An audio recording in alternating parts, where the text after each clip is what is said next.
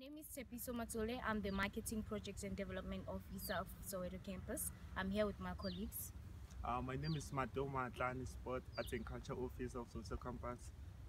My name is Rifile Riba, but you can call me Fifi, and I'm the treasurer of SRC Soweto campus. Oh, okay. We're going to talk about the domestic violence movement, which is a good movement of here on campus. We're dealing with students.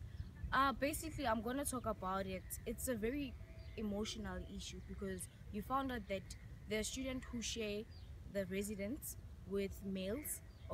It's basically affecting the woman mostly emotionally and physically.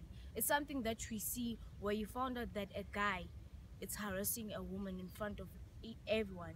It's really emotionally to some of us because you have to deal with students that cannot perform well in academics, which they are affected by the fights that are happening, where you found out a male gets into a female resident without consulting with the security, where you found that a student cannot attend the lectures only to find out that it's because of the violence that is happening within the residence. Yeah.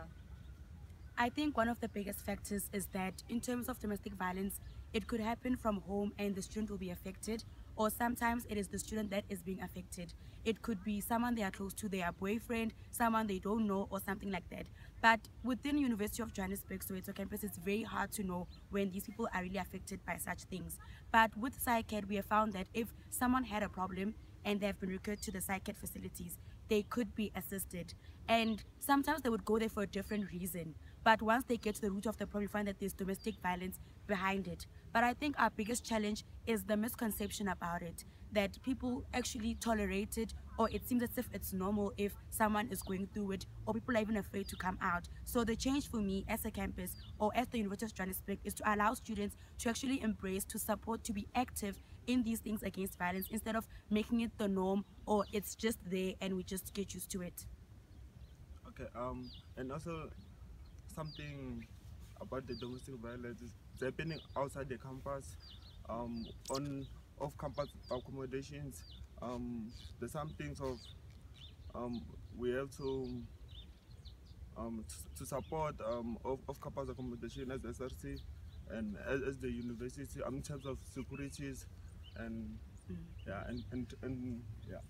Yeah, another solution about the domestic violence, I propose that we should host an event in informing students and letting them know about the domestic violence, and to make sure as SRC that we talk to our management that they should ensure that every accommodation that is accredited by UJ, they make sure that it's separated male aside and female aside, because that's one thing that affects especially the women in our campus. My name is Nokolo, Patience Malala. I'm a student at UJ. I'm doing public management and governance. I'm doing a third year this year. It's my last year. I'm the member of LGBT, the gay community, and domestic violence, and it's very, very in a high level, in such a way that even the family play part in that one. It's not a safe community, I can say, for us. I mean, the LGBT family people, you have to hide yourself, not be exposed to people, not know who are you exactly. You have to pretend as if you're not what you are, but and do whatever you're doing undercover. And yeah, in South Africa, they are trying though to encourage people to understand what's gay people, and encouraging people to understand why who we are, but they fail to understand due to our culture and the way we believe as black people in South Africa, I can say. Because in South Africa they can say we are a waste. If we're gay or lesbian, we are a waste. We're just useless. We deserve to die, not to live. So yeah, it's not a nice, I can say 100%, 80% it's not nice, but just enjoy the 20% of who you are. But 80% you have to live like Like for me, I was under the closet until I get to university, and where I can I start to expose myself. So yeah, you know what, I'm lesbian and I'm free. And I tried to tell my parents and my family, but it was not that easy. It was very, very difficult. But then some of them they do accept, some of them they're like, no, that's not who you are. You just, you know, just a stage, teenage stage. You know what they believe that it's like that. But then, yeah, man, it's life. We used to that. Like we're not being accepted at all as gay people. So yeah. Then the library. That was the sequence of what they the can do plan wasn't to be at due Soweto to and then come back to domestic Soweto. Be at violence, Soweto, sexual go to harassment. Balakazi You Street know, and these continue things the day from are there. reported, but never action never gets taken. So these victims are double victimized. Yes, especially in a situation whereby as a student, say I as a student, I want to go to varsity.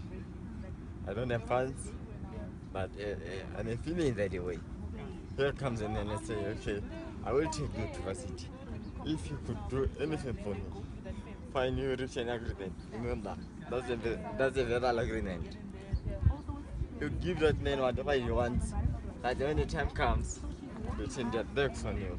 That's another thing. You go to the police and report it.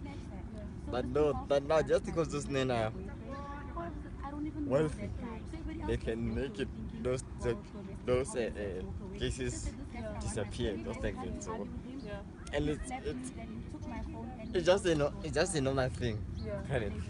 The way it is appearing. I think in our campus we've got a narrative of dying in silence as young women and men.